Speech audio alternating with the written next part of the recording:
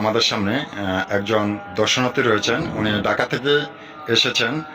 তো আমরা দেখতে পেলাম যে লালমাই গেসে যে চণ্ডী শ্রী শ্রী চণ্ডী মায়ের মন্দির রয়েছে, সেই চণ্ডী মায়ের মন্দিরে উনি দর্শনের জন্য এসেছেন।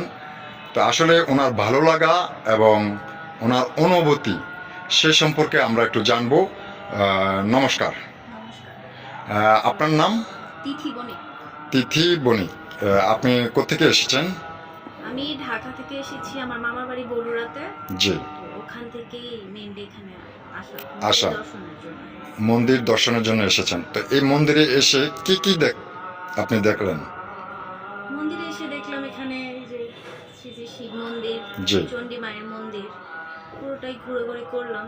এই ধরনের মন্দির নর্মালি সচরাচর দেখা যায় চট্টগ্রাম চিটাঙের দিকে। জি। কেননা ওইখানে বেশি পাহাড়ের উপরে যে মন্দিরগুলি হয়, জি। এখানে খুব কমই দেখা যায় এইসব সাইডে। জি।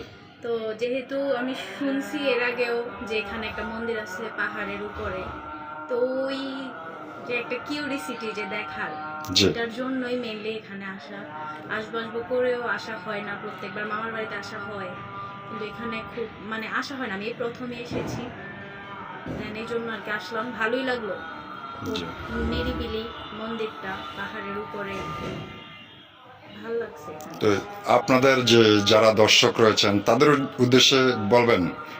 হ্যাঁ, আমি বলবো যে যারা এখানে কাছে ধারে আসে বা আমরা তো জানি দূর দূরান্ত থেকেও লোক এখানে আসে, সেই দূর দূরান্ত বন্ধুদের উদ্দেশ্যে বা শুভাকাঙ্ক্ষী আপনাদের যে ধর্মাবলম্বী যারা আছে তাদের উদ্দেশ্যে কিছু বলার আছে কিনা আপনার, যে হয়তো এই জায়গাটা দর্শন করে যাওয়ার জন্য?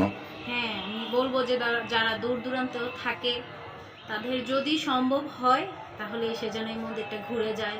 মন্দিরটা কেন আসবে এখানে, কেন আসবে ঘোরার জন্য সেটা একটু, হ্যাঁ সেটা এই জায়গাটা একটু চমৎকার, আপনার দর্শন করার জন্য, এবং এই জায়গাটা যে স্থানটি রয়েছে খুবই একটি চমৎকার জায়গা এবং সৌন্দর্য জায়গা। হ্যাঁ, চারপাশের দৃশ্য খুব সুন্দর, উপর থেকে সবকিছুই দেখা যাচ্ছে।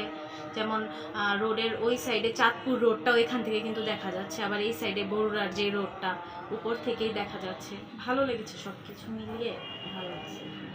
ধন্যবাদ। সবাই।